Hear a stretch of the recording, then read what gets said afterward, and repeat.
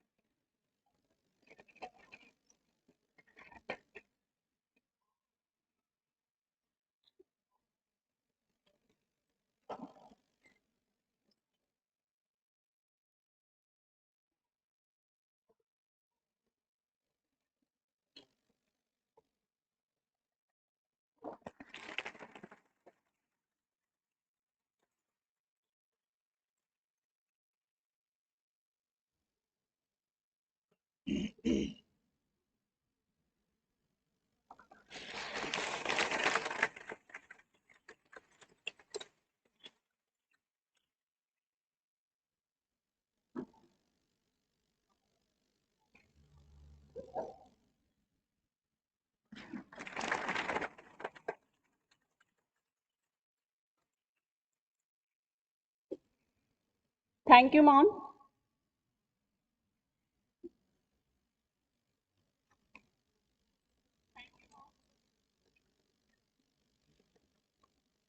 Today, I will be serving as your moderator with reporter Ms. Diksha Gupta, nursing tutor Guru Shri Gorakshnath College of Nursing, Gorakhpur, and technical expert with Mr. Prabhu M. and Mr. Akshay Edwards. Now the session begins with the paper presentation by research scholar. Continue with the presentation by Mrs. Jani D, Professor Guru Shri Gorakshnath College of Nursing.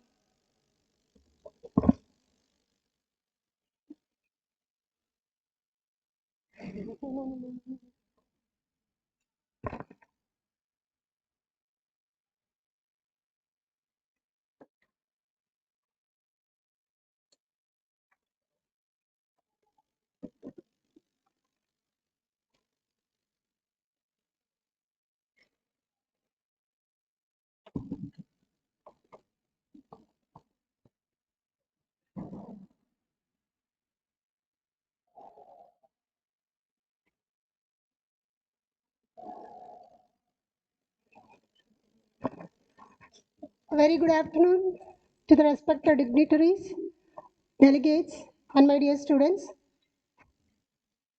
Today, I'm going to present a paper which was done with my student regarding cyberbullying.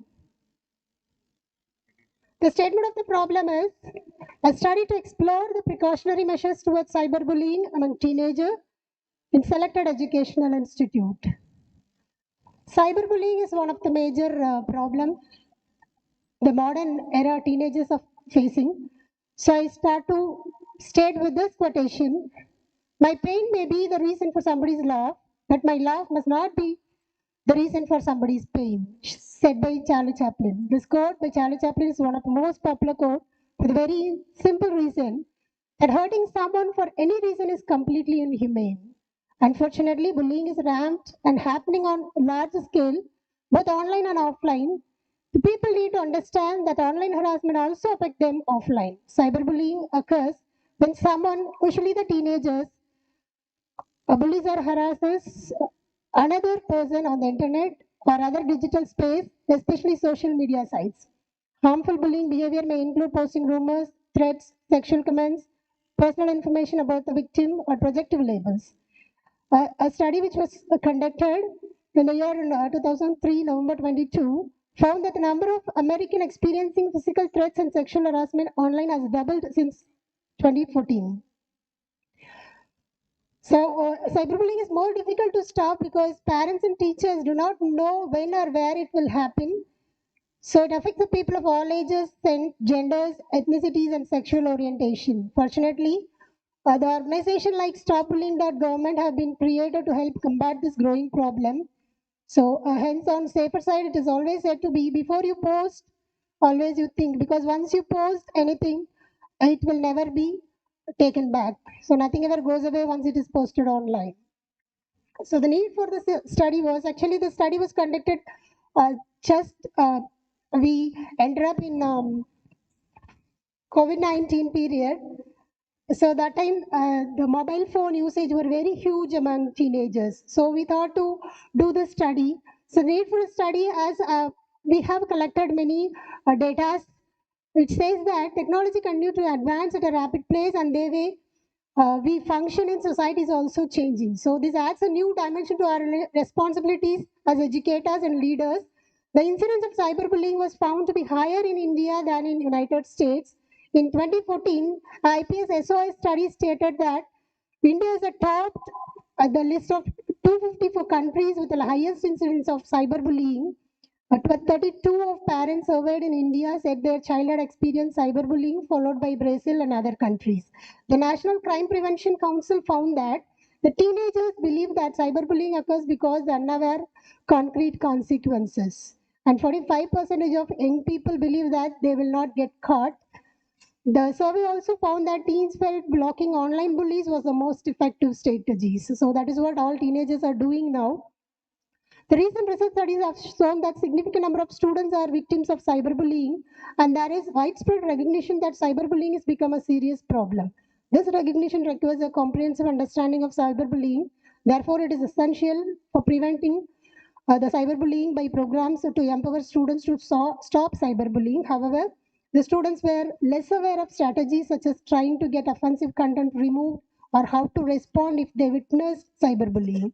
So effective anti-bullying programs can change school culture and save teens' future. Hence, there is a strong need to raise awareness about preventive measures against cyberbullying. That is why we thought to investigate the students' belief and behavior related to cyberbullying to create awareness among them. The objective which was, sorry, the objective which was stated was to explore the precautionary measures towards cyberbullying among teenagers and to associate the level of awareness on precautionary measures towards cyberbullying among teenagers with their selected demographic variables. The hypothesis set was there will be significant association between precautionary measures towards the cyberbullying and teenagers with their selected socio-demographic data. So here the methodology, what we went on, the qualitative research approach was used, and the research design was descriptive design. The target population of are all teenagers. The accessible population is teenagers who are studying in selected educational institute. And the setting was selected educational institute, Raipur, Chhattisgarh. The sample technique which we used is non-probability convenience sampling technique. Sample size was 80 teenagers because we have chosen only teenage age group. And the tool contains section A and B, which is demographic data, and section B, self-structured questionnaire. Data analysis by using descriptive and inferential statistics, and all the interpretation and result findings were done. Here the inclusion criteria, the students, the teenagers who are studying in selected educational institute of Raipur, available at the time of data collection, and we exclude who are not having internet facilities and smartphone and who are willing to participate in the study since it is a sensitive one. And the analysis were done with frequency percentage. So here maximum of teenagers were female, and maximum of samples were Hindus, and the areas of the residence among 80 from urban 60 teenagers. And the level of education, actually we selected 9th, 10th, 11th and 12th, all are equally distributed 2020. And when we asked previous experience from own siblings, maximum of samples were said no. And family income, since it is correlated with the usage of mobile phones, so we also made this as one demographic variables. So among them, 40 percentage of, 40 number of teenagers were 10,001 to 20,000. A number of hours spent on mobile, maximum of teenagers said more than 5 hours per day they are using. And when we asked whether you are active in social media, everyone except 10, everyone said yes. And in social media, safe or always, when we asked that, every maximum teenagers said unsafe, but still they are using. So this is the awareness level which we concluded. Among 80 teenagers, the majority, that is 36.5%, were having good awareness towards cyberbullying precautionary measures, 26 having moderate awareness, and 18 students were having mild awareness regarding this. So the association, when we found out of all other demographic variables, it shows that there are mainly two demo variable where which is including by the awareness, which is living area and their level of education. Though age is one of the factor also. So here the living area is highly significant with a value of 19.72 chi-square test and differential fact 2 13.82 critical value. So p value is less than 0.001, which shows high significance. So which I depict in the picture. So it depicts that the chi-square value show association in the awareness score of teenagers with their living area and with their educational level. So with that, our objective also and hypothesis also met that we thought that there will be some association between the knowledge of precautionary measures and the demographic variable. It shows high significance among them. So with that, I want to conclude, cyberbullying is generally one of the race, but the effectiveness of intervention to address this problem requires further development and research because the internet provides great opportunity to connect with young people around the world. But perpetrators of cyberbullying can come from transnational networks. So therefore, it is recommended to take measures against cyberbullying as early as around the age of 10. The school can hold seminar to enhance communication between teachers and the students to better understanding about their needs. In addition, schools should encourage victims of cyberbullying to seek help and provide students with opportunities to report cyberbullying behavior, including through anonymous online call. Further researchers also are needed on this topic to stop cyberbullying. So international cooperation, multi-layered and systematic approaches are strongly encouraged when dealing with cyberbullying. I need to ask a question whether you people are under teenage group, whether you all know the online portal which you can complain on cyberbullying when you entered, since you all are in this age group and using smartphones and you are active in all modes of online. Do you aware, at least in your state, what portal is activate? Or generally, Indian government have given portal. Every colleges are having, and it is informed in the first year itself. No idea? Okay, please take a note of this portal. Okay. Oh yes, Nana. Okay, okay, fine. I just wanted to know what is cyberbullying. Actually, I was talking about it. What is cyberbullying? Okay, fine. Actually, it's a common topic which everyone know. When you have hold this one, it should be known. Because teachers used to scold, you are carrying a devil with you always, right? Yes or no? Parents also. What is cyberbullying? Any idea? Anyone knows it? Yeah, please.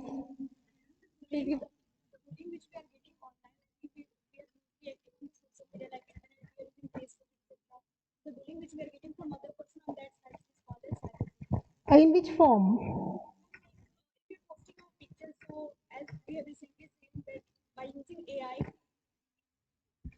We have recently seen by using AI system, our photos which we are keeping privately on the social media that is get edited, and it has usually mostly our data or the photos are usually for the random purposes and without consent of our other sites are also getting made or others accounts are getting made. So it's also Yeah. coming.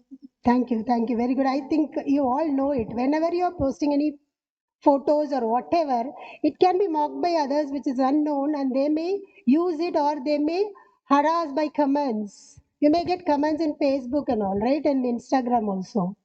So, which is offensive, which you cannot accept. But you may not know where to go and complain against that particular person, right?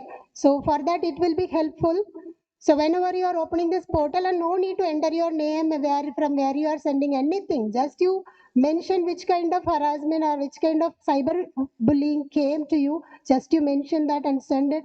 Immediately the action will be taken by the government. Okay, so in order to make this awareness only, actually we done this study, and when we use the structured question, it has 25 questionnaire actually, like an attitude question. So the options were given like 5 point like a scale: strongly agree, disagree, neither agree or disagree, agree or strongly agree. So five score was given. So the question like, would you like to share your photos on social media? And do you think that not to share your internet password with anyone? So based on all these internet postings and your privacy policies, the result shows that maximum number of teenagers were having awareness of precautionary measures, but they don't know how to utilize it to protect them. So that is what the result we found. So with that, I hope it will be useful when you go through what is cyberbullying and how you can protect your personal informations in internet medias. Thank you very much. Yes, ma'am.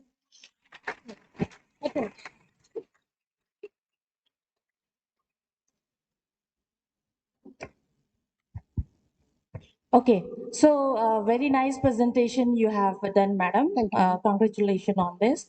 So, as a chairperson of this session, I would like to add a few things on this. आप सबने समझ में आ गया बेटा क्या madam ने present किया कुछ यूजफुल हुआ बहुत ही बढ़िया टॉपिक है जिस पे मैडम ने प्रेजेंट किया है यहाँ हर तरीके के स्टूडेंट्स बैठे हैं जो मैं देख पा रही हूँ लेवल्स अलग अलग के होंगे एएनएम जीएनएम वगैरह फर्स्ट ईयर सेकेंड ईयर से लेके फाइनल ईयर तक के बच्चे कुछ बच्चों को ये पता नहीं हो गया कि भाई रिसर्च क्या होती है और जितने भी शब्द इस्तेमाल किए गए हैं मेथोडोलॉजी एंड ऑल दैट तो आप सिंपल में ये समझ लीजिए कि भाई मैडम ने एक रिसर्च किया है जो कि बहुत जरूरी है आजकल के जनरेशन में खास करके आप सब बच्चों के लिए क्योंकि हम सब के पास मोबाइल है और जो टॉपिक मैडम ने चुना है बहुत ही इंटरेस्टिंग है क्या था टॉपिक साइबर बुलिंग मतलब समझ में आ गया है अगर कोई आपको लेके आपकी सॉफ्ट कॉपी या फोटो या लो के ऑनलाइन के जरिए से आपको चिढ़ाना तो क्या आप खुश होंगे नहीं होंगे राइट आपको खराब लगेगा भाई मेरा तस्वीर को लेके या कुछ बातों को लेके जो हमसे रिलेटेड है उसको लेके चिढ़ाया जा रहा है हमें आप परेशान होंगे पढ़ाई में आप फोकस नहीं कर पाएंगे तब आप क्या करोगे इस पे मैडम ने जो अभी बताया इस पे आप आपकी जो दिक्कत है वो आप बताएंगे यही सिंपल कॉन्सेप्ट है इस पे मैडम ने ये रिसर्च किया गया है कि भाई ये करना जरूरी है कि नहीं कैसे हम बच्चों को इस साइबर बुलिंग से बचाया जा सके तो ये एक जरिया है जो टीचर्स पेरेंट्स हम सब आप लोग को समझाना पड़ेगा कुछ चीजें तो आप लोग को जैसे न्यूज में फेसबुक में इंस्टा में ये सब देख देख के समझ आ गया कि भाई साइबर बुलिंग जैसी चीज भी होती है तो हमें कैसे बचना है आजकल तो कितने फ्रॉड आते हैं नहीं कुछ लिंक आ गया टिक से आपने दबा दिया पैसा गायब यस तो ऐसा सब चीजों से हम कैसे बचे तो ये कौन सिखाएगा आप लोग को आपके टीचर्स आपके पेरेंट्स आपके सीनियर्स जिसने अनुभव किया हो जिसने नहीं किया हो तो हम ऐसे गलत खराब चीज तो अनुभव करना नहीं चाहते है कि नहीं तो इससे बचने के लिए आपको इसकी सूचना ये सब लेने पड़ेगा टीचर्स लोग आप लोग को सिखाएंगे तो इससे जानकारी ले लीजिएगा और बच के रहिएगा और ये जो वेबसाइट है वो नोट कर लीजिएगा अगर इनकेस फ्यूचर में कुछ आप ऐसे चीजें फेस करते हैं तो उसको कंप्लेन कर ले सकते हैं है ना तो मैडम ने जो स्टडी किया है रिसर्च किया है बहुत ही बढ़िया है और आगे जाके आप भी आपके फाइनल ईयर्स में ऐसा इंटरेस्टिंग टॉपिक जो जमाने के साथ रिलेटेड हो जो जरूरी हो ऐसा सब टॉपिक चुन करके करिएगा आगे देखते हैं और क्या क्या इंटरेस्टिंग चीजें आ रहे हैं ठीक है मन में कोई डाउट हो तो पूछ ले सकते हैं नहीं ना आई थिंक आप सब क्लियर हो यस चलो thank you so much Thank you ma'am very much, ma'am. It's not only you can comply. Only one thing I need to add, it's not only you can complain when you get bullied. If you bullied also, you will get caught.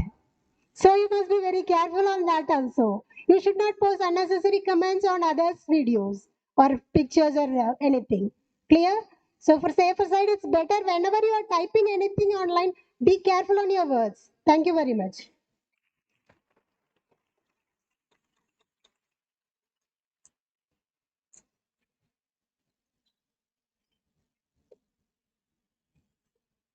Thank you, ma'am. You both of you give a very valuable information share with us. Now, let me introduce today our special lecture. Ma'am, connected with us online, Dr. Sumati Shashigala, ma'am, lecturer, University of Brahmi, Oman. She is a doctor of philosophy in nursing, in medical surgical nursing from Himalayan University in India in 2022. Masters in medical surgical nursing from Rajiv Gandhi University, Bangalore in 2014. Bachelor in nursing from Dr. MGR Medical University, Tamil Nadu in 2002. Currently serving as a lecturer, Nursing Department, College of Health Science, University of Oman. Mom having 13 years professional experience. Besides this, she having numerous of research activities and publication in national and international journals. Her main aim is improve professional skills in student and keep updated the standard of nursing practice. I heartily welcome to you, ma'am. Good evening, everyone. Are you able to hear me?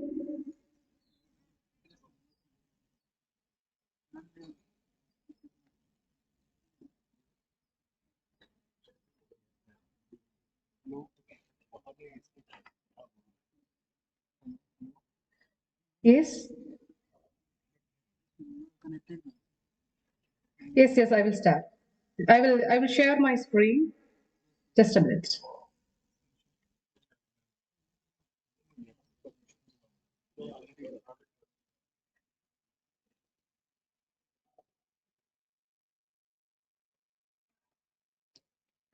Good afternoon, everyone.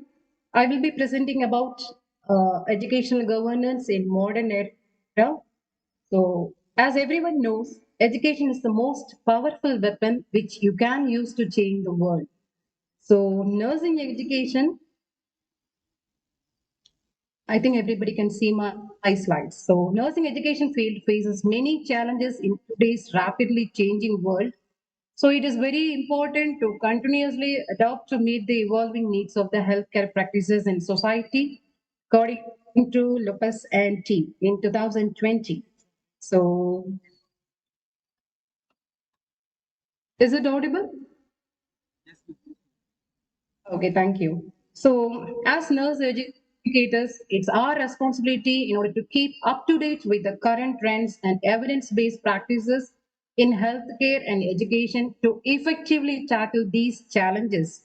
It is essential for us to encourage the critical thinking, problem solving skills, and a culture of lifelong learning among the students.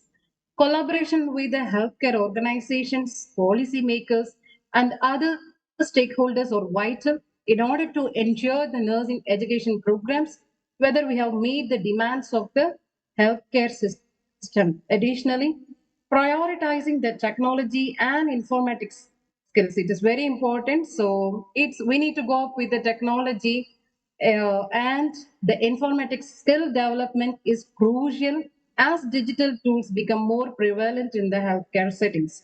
So evolution of nursing education system. So in today's world, nursing education systems are evolving to meet the changing demands of healthcare. So it is as we are working in the nursing education platform, governance education is necessary component of preparing the nurses of the future in order to influence the healthcare transformation. So, nursing education and governance must also address the need for continuous assessment, which is very essential in the nursing curriculum, and review of the curriculum, teaching learning strategies, and the programs. So, prioritizing these technology and informatics skills development is very important. Furthermore, nursing education must address the importance of cultural competence and diversity, as well as nurse educators must incorporate the strategies that promote inclusive and culturally sensitive care and provide students with opportunities for cultural immersion experiences. So, governance in nursing in the current landscape, nursing governance encompasses what is nursing governance in response actually we are in the complexity of the patient care and advancement in technology and informatics and limited clinical placements and nursing education programs are adopting innovative approaches, which is very important. These approaches, what are those innovative approaches in order to improve the governance? So these approaches like first one, simulation labs. We need to incorporate the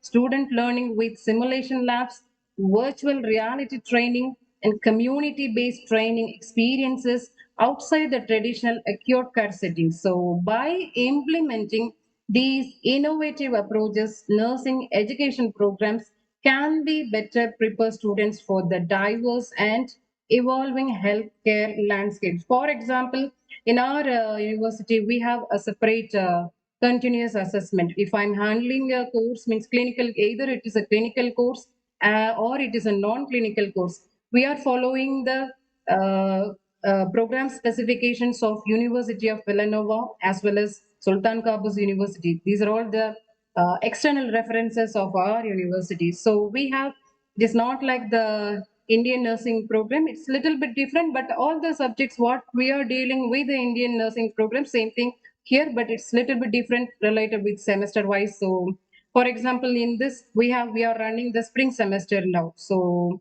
I'm dealing with them as I'm the medical surgical nursing specialty. I'm dealing with medical surgical nursing one course now. So we have a separate clinical continuous nurses assessment. So we divide those continuous nursing assessment to classwork component, which consists of 20% as well as the midterm component, which is consists of 40%, and final exam component, which has 40%, and which each component we have various kind of clinical requirements, and within the spring semester, those the students need to complete with. So this is continuous assessment, which will be evaluated continuously from the start until the completion of the semester. So I will say what are the strategies for effective governance in nursing. So it is very important. First one, we need to establish a clear policy and procedure. Each and every one, whatever we are doing in our organization in relation with the nursing programs, it is mandatory to have each one to have a complete policy and procedure. Even we must have when to amend the a policy to when to amend or when to correct, or if there is a need of a policy in between, when we what is the policy for need to be amended, like that. So a clear policy and procedures promoting transparency, accountability, and ensuring the ongoing professional development, which is very important for an effective governance in nursing. Then education for nurses, fostering the collaborative relationship among the health professionals and actively involving nurses in decision making process. So according to the GASME and team in 2020. So there are these are all the strategies in order to have an effective governance in nursing educations. We must have, as the technology is improving, of course the nursing program also need to be incorporated with the innovative approaches, isn't it? So what are the innovative approaches for us? In our university we have the simulation lab. So we have separate simulate, as I'm dealing with the adulthood nursing, we have separate simulation lab for the adult as well as for the pediatric as well as for the maternity lab. So we will, it's already a set kind of simulation training lab. So we will keep scenarios. For example, if we are keeping scenario for bronchial asthma, means it is already set. So when the students comes with the, it is a patient centered simulation learning. So when the student come for a training, the simulation is already set. So the students can learn very quickly, as well as they will come to know everything about particular disease, what will happen with the disease, as well as what the student can do.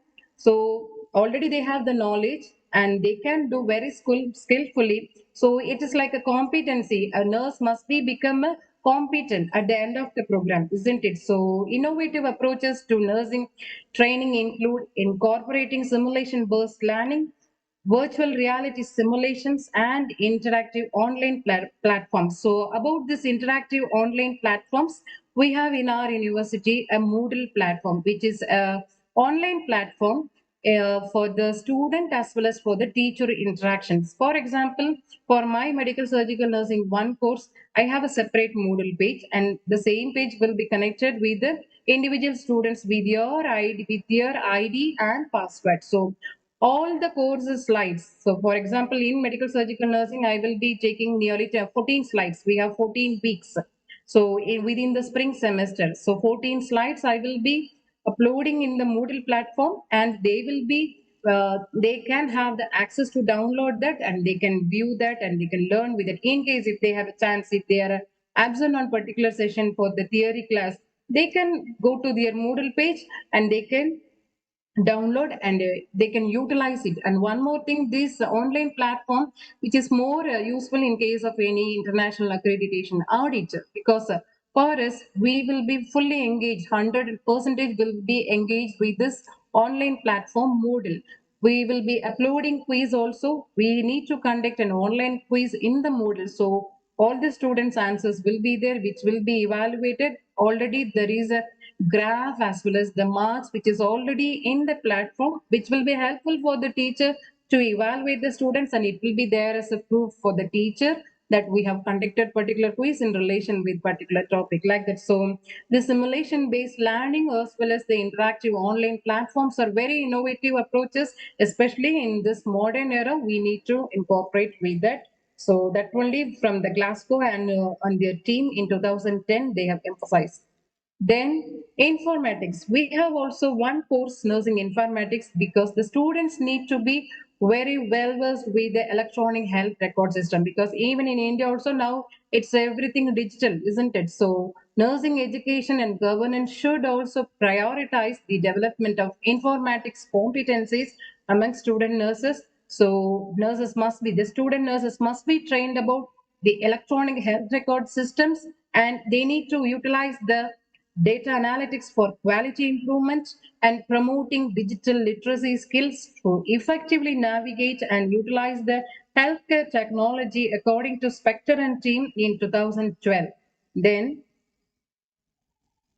simulation, as I have told, it is as I am a member of an INAXL, okay, that is the International Nursing Association for Clinical Simulation and Learning, INAXL, and it is international one. And also I am a member of INAXL Oman BRIC. I strongly agreed with this, which is very helpful for the students to go up with the simulation laboratories and get training with the simulation simulator. It is very easy for them to get grasp everything, which will make the student nurses to be competent when in their career level. So students exposure to clinical scenarios in the simulation laboratories prior to the clinical placement may help them and develop clinical competence. And I am very much strongly agreed with this simulation learning. So in Axel, they have their certain sets of objectives. What is in Axel? And we can join as a member. Whoever in nursing field, they can join as a member in the INAXL, and we can make use of it. And in your college also, it's more good to have a simulation based learning technology.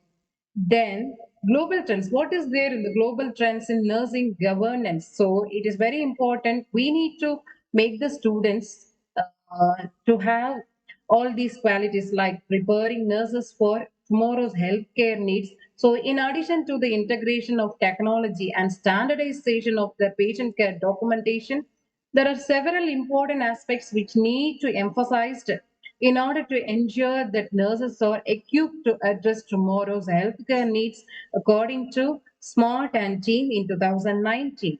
Then, second point, embracing lifelong learning is very important. Okay, our nursing program, which not only completes by BS nursing, isn't it? We have still masters, we have still PhD, so it must be a lifelong learning. So, embracing the lifelong learning and professional development. So, continuous professional development can take various forms, like including advanced certifications, specialized training programs, and participation in professional associations as well as very good. We must be always engaged with the research activities. Then third one, addressing the social determinants of health. So of course, this also very important. So we need to make the students to be they need to go up with the social determinant. They have to up to date with what is there in the um, nurses should be educated and trained in order to recognize as well as to address the social as well as economic and environmental factors which contribute to the health disparities and the inequalities. Very important. The fourth point, quality assurance in nursing education and practice. Of course, each university we have the quality committee, separate committee. All our documents will be again rechecked. So that is by the quality committee, and I am also one of the member of the quality committee in my College of Health Science in University of Puraimi. So why it is need? Why the quality assurance in nursing education and practice, which is very need, means in order to achieve the quality assurance. So and then nursing education programs must adhere to the established quality criteria in curriculum development, teaching methodology is very important one, and the assessment strategies. Additionally, ongoing evaluation and monitoring of the nursing education programs are essential to identify areas for improvement and ensure that students are meeting the required standards. So, quality assurance in education and practice is very much important, especially these all the research is done by the SMART and the team in 2019 and the others in the 2018 by the leadership by collaboration. So these measures, so like preparing nurses for tomorrow's healthcare needs, embracing lifelong learning, and addressing the social determinants, quality assurance, these measures contribute to the overall quality of the nursing education and help to produce a competent. Our motto is to produce a competent nurse. They must be skillful, knowledgeable, as well as with good attitude, isn't it? So, in order to produce competent and skilled nurses who can deliver a high quality care in various healthcare settings. So, final one, collaboration and leadership in nursing governance. It is also a vital role, a vital component in the nursing governance. They are essential for fostering the effective communications, one of the important components in the nursing education governance. So, decision making and policy development in nursing education and practice by working collaboratively with the stakeholders, which is very important. For example, here in our University of Guremi, we have the separate board of trustees. Same thing in all the governance, in your organization governance, there will be either the governance bodies will be there, isn't it? So trustees will be there. It depends on individual organization. So by working collaboratively with the stakeholders in the academics, healthcare organizations, and with the regulatory bodies, nursing leaders can address the evolving needs of the profession and advocate for their policies which promote excellence in nursing education and practice. So, I will say, in order to, in the continuation of this, so at the bachelor level, so it is according to White and Griffith in 2019, at the bachelor level, it is important to include the education about the governance competencies with discussion about the fiduciary duties and governance and the associated legal and ethical principles. So in bachelor program itself, the nursing students, the future nurses will be known about this. Application with concept within the governance case studies can be useful at this level. So when you go for the master's level, so like master's and PhD education about the fiduciary duties, legal and ethical principles can occur within discussions. So you can discuss about the philosophy, the leadership, and policy and healthcare business. These discussions can be followed by evaluation of the governance case study. So earlier you can in bachelor you can give for the case studies, and in PhD or in the masters you can go for the evaluations of those case studies, sample board discussions and sample board agendas to discern the fiduciary duties and associated ethical principles according to the White and Griffith in 2019. So, conclusions, to prepare nurses for the future healthcare, it is important to focus on the continuous learning, leadership development, addressing social determinants of health, quality insurance very important in nursing education and practice, and promoting the collaboration and leadership in nursing governance. So the need to continuously update their knowledge in skills throughout their lifelong learning and develop leadership and advocacy skills, which consider social determinants of health in the practice and ensure quality assurance in nursing education and practice, and foster the collaboration and leadership in nursing governance according to SMART and STEAM in 2019. So overall, the future of nurses, the healthcare which requires nurses to be adaptable, knowledgeable, and skilled in order to provide high quality patient centered care. That is our aim. Our students need to provide a high quality patient centered care. Continuous training and professional development activities for nurses are crucial. So I would like to thank Dr. Ajita for giving me the golden opportunity to present in your esteemed institution as well as in your international conference. And I wish you all the best and let it be a grand success. Thank you all. Thank you very much for listening to me. Thank you. Thank you, ma'am, to share your valuable knowledge and presentation and time with us.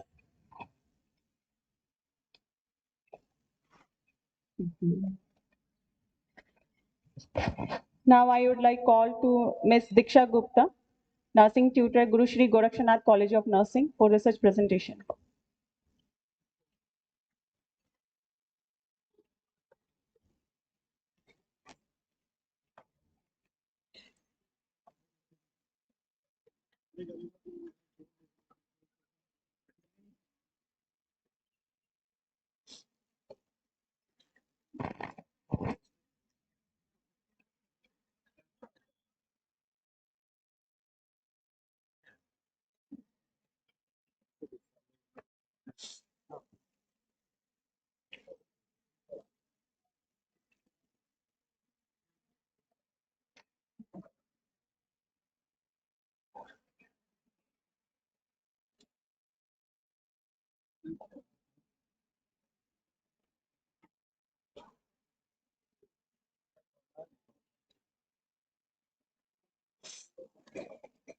Good afternoon, respected dignitaries, chairperson, co-chairperson, principal ma'am, all faculties, and my dear students. Myself, Diksha Gupta, standing here for the paper presentation of titled A Comparative Study to Assess the Knowledge Regarding Practice of Antenatal Care Among Primary Gravida Mothers in two different groups at District Hospital, Chittoor, Andhra Pradesh. First of all, introduction. The life of mother is the life of the child. You both blossoms on a single branch. Thousands of mothers could be saved each year if they had access to skilled care during pregnancy and childbirth, and access to emergency obstetric care. Most of the pregnancy and most of the interventions they need are simple, affordable, and highly effective. According to Dr. Lee Jong-wook, antenatal care refers to the care given to the expectant mother from the time of conception is confirmed until the beginning of labor, according to Annama Jacob. The need of this study, the decreased level of civilization is the measure of consideration and care which it gives to its weaker sections. In any community, women are especially vulnerable during pregnancy. The maternal mortality ratio in India is very high. The data given by the Register General of India for 1998 estimate that MMR to be around 407 per 100,000 live births. The purpose of this study is to identify the knowledge regarding practice of antenatal care on different aspects like diet, counseling, travels, antenatal medications, antenatal checkups, immunization, educate, rest and sleep, exercise, hygiene, breast care, breastfeeding, the health problems and complications of pregnancies. The objectives of the study was first to assess the knowledge regarding practice of antenatal care among primary mothers in two different groups. And the second objective was to find out the association between the demographic variables and knowledge among primary mothers in two different groups. And the last objective was to compare the knowledge of antenatal care practices among primary mothers in two different groups. Next is methodology. First, first one is research approach. Research approach is an umbrella that covers the basic population for the research study. A quantitative research approach was used to assess the knowledge regarding practice of antenatal care among two different group of primary mothers. The next is research design. We have selected comparative research design for our study. It has group A and group B with non-randomization sampling techniques. And next is setting. The setting is a physical location in which the data collection takes place. The present study was conducted in antenatal ward of District Hospital, Chittoor, Andhra Pradesh. Next is population. Population comprised primary mothers who were admitted in antenatal ward of District Hospital, Chittoor. There were 72 primary mothers. Therefore, we selected 30 samples in group A and 30 samples in group B by using non-probability convenience sampling technique. The next is target population. The target population was primary mothers of antenatal ward at District Hospital, Chittoor. And the accessible population was primary mothers of antenatal ward in District Hospital, Chittoor, who were present at the time of data collection. The sample and sampling technique was, the sample was were primary antenatal mothers in antenatal ward of District Hospital, Chittoor. And the sampling technique used was non-probability sampling technique, that is convenience sampling technique. And the sample selected was non-probability convenience sampling. The sample size was 30 in group A and 30 in group B. Next is criteria for sample collection. The inclusion criteria was, first one is primary mothers, second primary antenatal mothers who were admitted in antenatal ward of District Hospital, Chittoor, Andhra Pradesh. And third one was primary mothers who can speak Telugu or English. And fourth one, primary mothers who are available at the time of data collection. Next is exclusion criteria. The primary mothers who refused to participate in the study, and the primary mothers who were not available at the time of study, and the mothers who were multigravida. The next is description of tools. It is divided into two sections. Section A comprises socio-demographic variables like age, weeks of gestation, occupation of mother, occupation of husband, marital status, education of mother, education of husband, duration of marriage, and type of family, as well as sources of information. And section B comprises self-structured knowledge questionnaire, which was 30 in number. And next is data analysis. The data analysis was done using descriptive statistic and inferential statistic. Frequency and percentage was used to analyze the descriptive, the demographic variables in descriptive statistic, and chi-square was used to find out the association between the knowledge regarding practice of antenatal care with the demographic variables. The next is result. In section A, the two groups were there. In group A, the age of mother in both the group A and B, both the mother was having, most of the majority of the mother was having, were in the age group 26 to 30. And coming to weeks of gestation, in both groups, mothers were having 38, above 38 weeks of gestation. And next is education of mother. In group A, 5 mothers were studied primary level, 7 mothers have studied secondary level, 11 mothers belongs to no formal education, and 7 mothers were studied graduation. Whereas in group B, 19 mothers were studied primary level, 7 mothers have studied a secondary level of education, and 3 mothers belongs to no formal education, and only 1 mother was there who did graduation. Next is education of husband. In group A, the husband were 8 of the husband were studied primary level, 10 husband of the primary mothers have studied secondary level, and 2 husband of 2, that is 6.66 percentage of the husband belongs to no formal education, and 10, that is 33.33 percentage of husband were studied graduation or above. And whereas in group B, only 25, that is 83.33 percentage husband were studied primary level, and 6.66 percentage of the husband of primary mothers were studied secondary level of education, and 2% of husband of primary mothers belongs to no formal education, whereas only 1 husband of mothers were studied graduation or above. Next is section B. The table shows the frequency and percentage distribution of level of education in both group A and group B. In group A, 23 of the mothers, primary mothers, were having inadequate knowledge.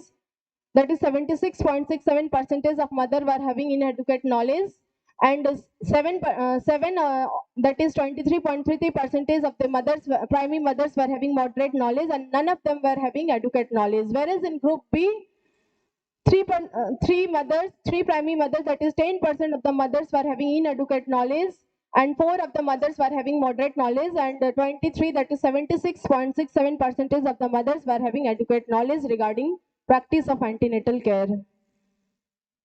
The next is third section. It describes about the association between level of knowledge regarding practice of antenatal care among sample with their selected demographic variables. So in group A, there was significant association between knowledge of primary mothers with selected demographic variables such as weeks of gestation, type of family, income of family, and sources of information, whereas there was no significant association between knowledge of primary mothers with selected demographic variables such as age, education of mother, education of husband, occupation of mother, occupation of husband, religion, and duration of marriage. Whereas in group B, there was no significant association between knowledge of primary mother with selected demographic variables like age, weeks of gestation, type of family, income of family, source of information, education of mother, education of husband, occupation of mother, occupation of husband, religion, and duration of marriage. The next is conclusion. The study was aimed to assess the level of knowledge regarding practice of antenatal care among primary mothers in antenatal ward of Chittoor district, Andhra Pradesh. The mother improved their level of knowledge regarding practice of antenatal care. With this study, it was concluded that the primary mothers in group B have adequate knowledge as compared to the mothers of primary mothers in group A.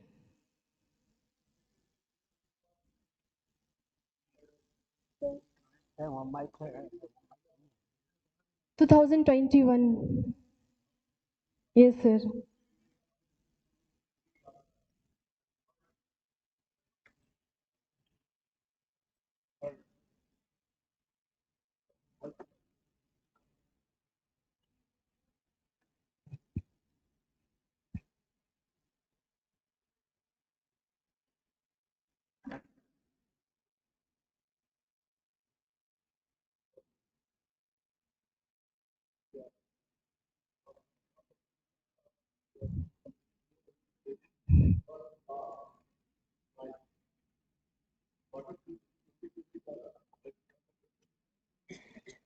Yes, sir.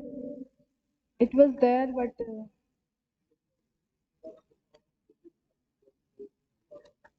yes, sir.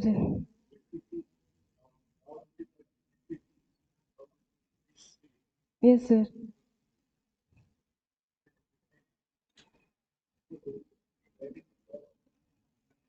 Yes, sir. But sir, nowadays also the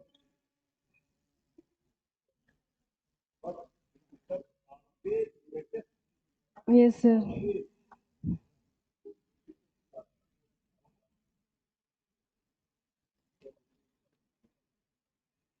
Yes, sir. Thank you, ma'am.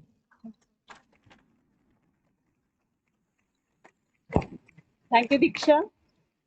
Now I call Miss Aman, MSc student, Guru Shri Gorakshnath College of Nursing.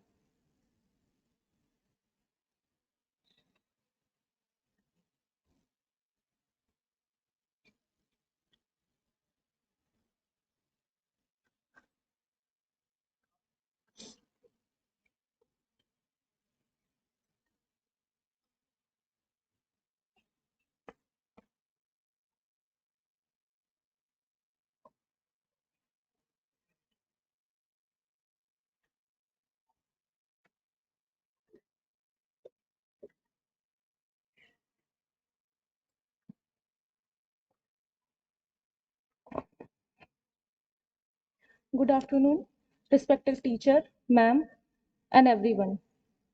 I am Aman Khan, MSc student. Today I am present my research presentation. Assess the level of knowledge regarding phototherapy among staff nurses working in an ICU, neonatal intensive care of unit at Baba Raghav Das Medical Hospital.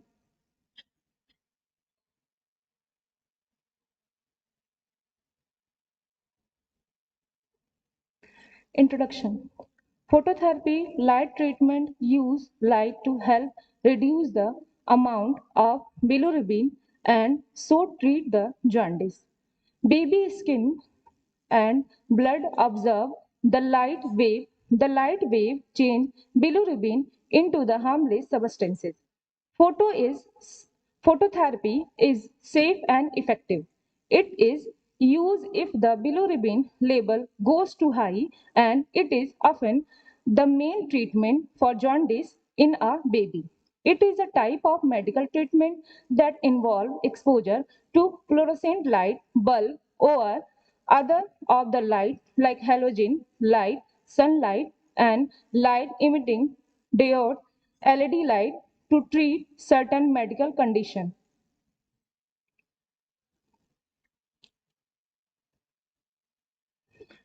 Need of the study. According to WHO, the children of today are the adult of tomorrow. They deserve to inherit and safer, fair, and healthier world. There is no task more important than safeguarding their environment. Phototherapy is a treatment. It's sometimes used to treat burn jaundice by lowering the bilirubin level in your baby blood through process called photooxidation. Add oxygen to bilirubin so it dissolves easily in water. Objective: to assess the level of knowledge regarding phototherapy among sample, to find out the association between the level of knowledge among sample with demographical variables, to develop the distribution, the pamphlets recording phototherapy. Research methodology. Research approach is a systematic, controlled, and empirical research design. Descriptive research design. Variables. First variables, independent variables, phototherapy, depending variables, staff nurses, demographical variables, age, religion, residential area. Sample. In this study, sample was 30 nurses. Sample size. The sample size in this study will be 30 sample. Sample technique. The sample technique in this study consists of non-comparability convenient sampling technique. Study setting, BRD Medical College, Gorakhpur. Criteria for the sample selection. Sample is the process of selection elements for the total population. Excluding criteria. Registered nurse who has done either GNM, BSc Nursing, Post Basic BSc Nursing, MSc Nursing under any state nursing council and working in NICU of Baba Raghav Das Medical College. Nurses who are available at the time of the data collection. Nurses who are willing to participate in this study. Exclusion criteria. Those nurses are above 60 year of age. Those nurses who are not cooperative. Those nurses who are not available at the time of data collection. Those nurses who are not willing to participate. Description of tool. This tool to prepare to assess the level of knowledge regarding phototherapy among staff nurses. There are two sections. Section A, Section B. Section A. It consists of 5 demographical data which include age, gender, education, qualification, and experience. Section B. A self-structure questionnaire and it consists of 30 questions regarding phototherapy. The final scoring process is as follows. For the convenience of the level of knowledge of the staff nurses regarding phototherapy will be divided into educate, moderate, and inadequate. Data selection technique, collection technique. The means of gathering data with the use of specific tools used in GIVE method are known as technique of data collection. In this study, the data will be collected by using a self-structured 5-point scale of total 50 mark. Data analysis. Data collection was analyzed by using descriptive and inferential statistics. Descriptive statistics.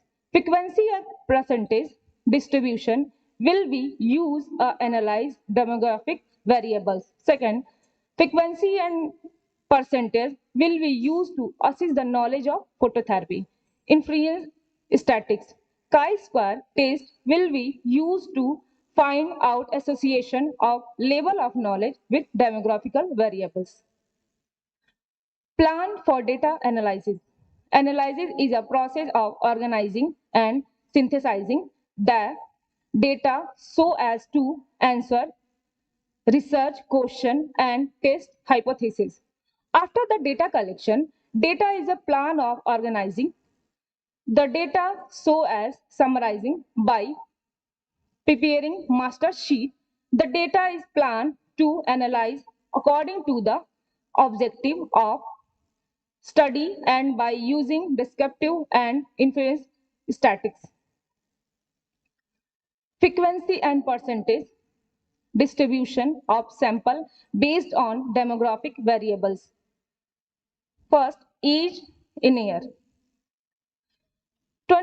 90 to 20 year, 0%. 23 to 26 year, 40%. 27 to 30 year, 50%. 31 to 35 year, 15%. Gender. Male 33.33%, female 66.66%. Clinical experience 1 year 0%, 1 to 3 year 40%, 3 to 5 year 50%, 5 year 15%. Education postgraduate, undergraduate, diploma.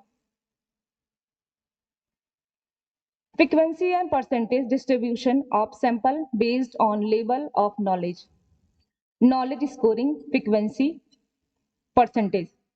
Knowledge of scoring, educate knowledge, 21 to 30, frequency 1, percentage 30%, moderate 11 to 20, frequency 2, percentage 70%, inadequate 1 to 2, frequency 0, percentage 0.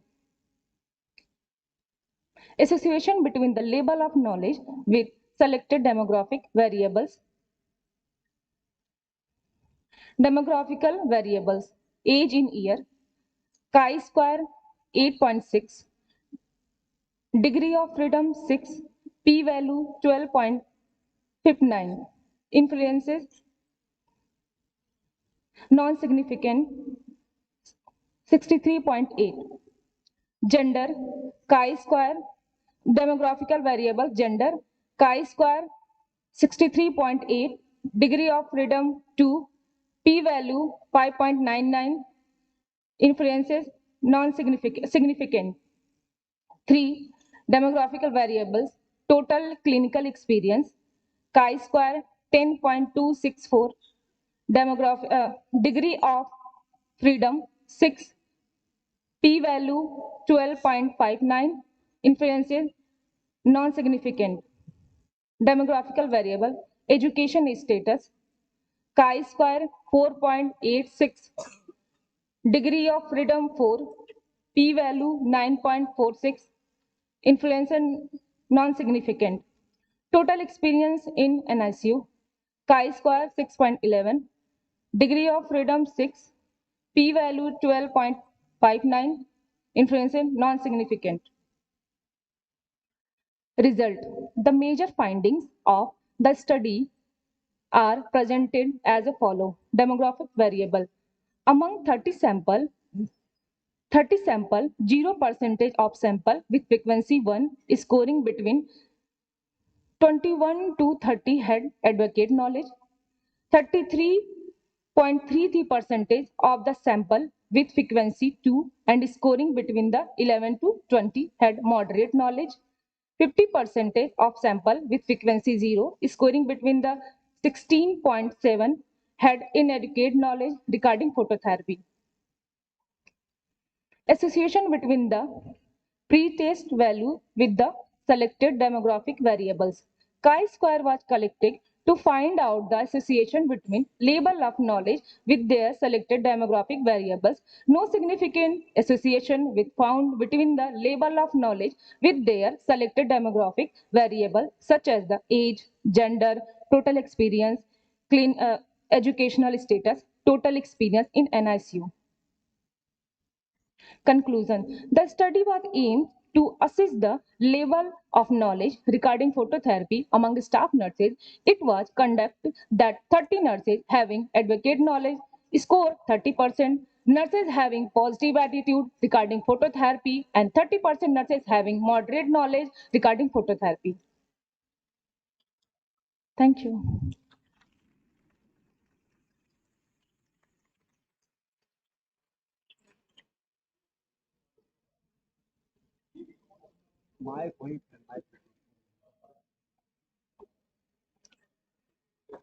Yes, sir. Sir, fluorescent light. Sir, fluorescent light. Yes, sir.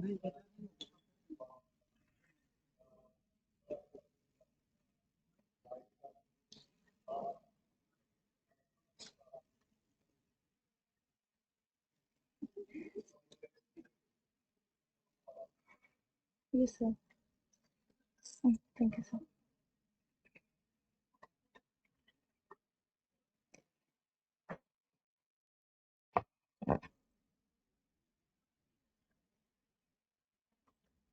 Thank you, Eamon. Now, with great honor, I would like to request Dr. Neetu Devi Ma'am, Nursing Consultant, UP State Medical Faculty, Lucknow. Please, ma'am, enlighten with your kind words.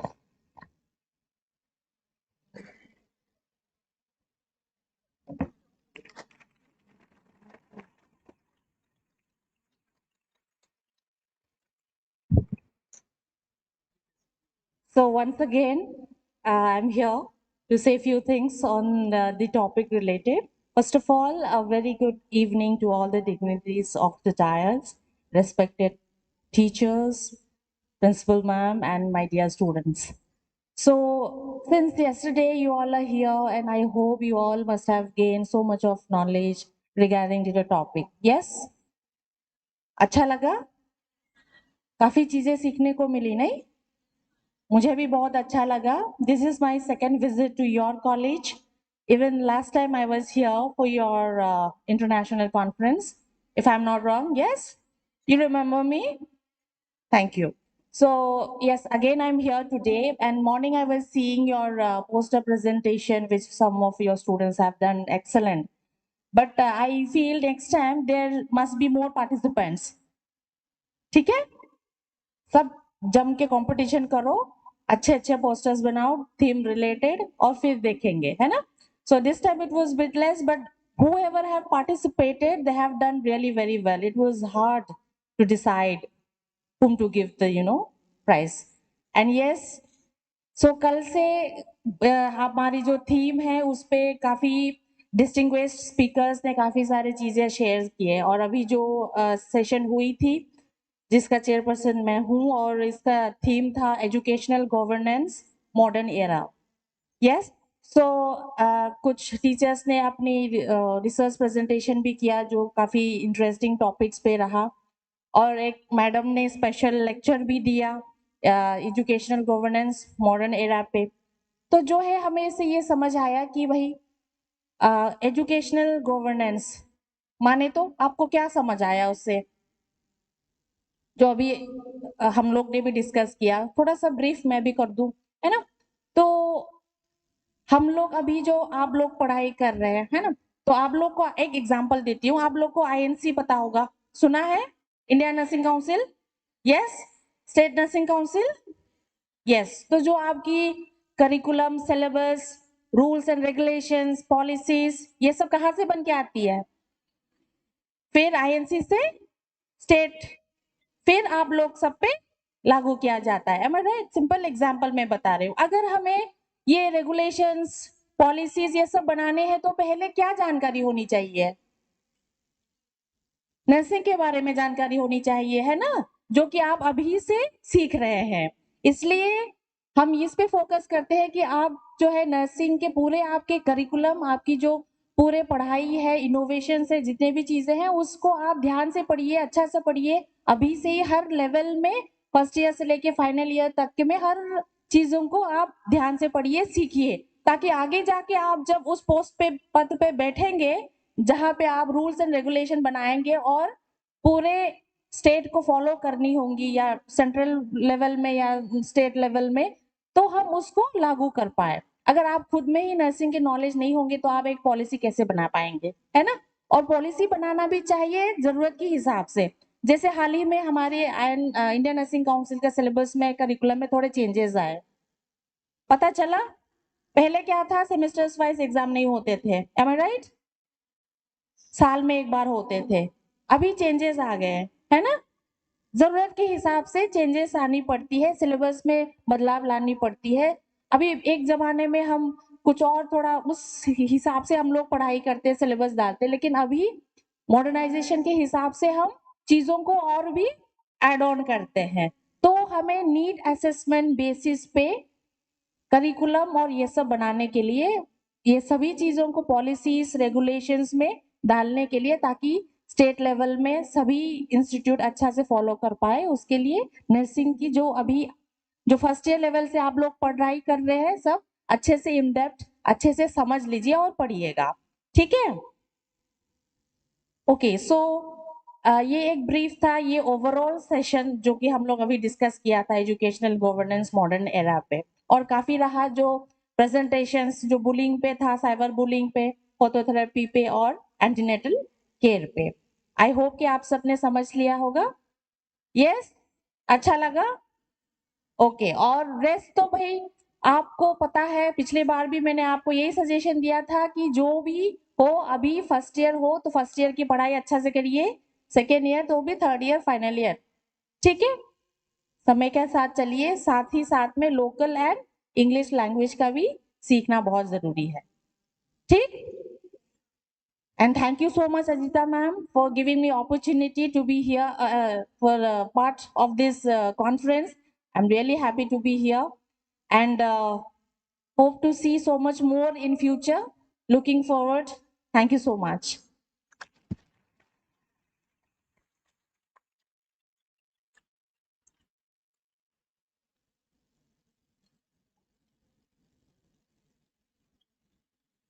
Thank you, ma'am.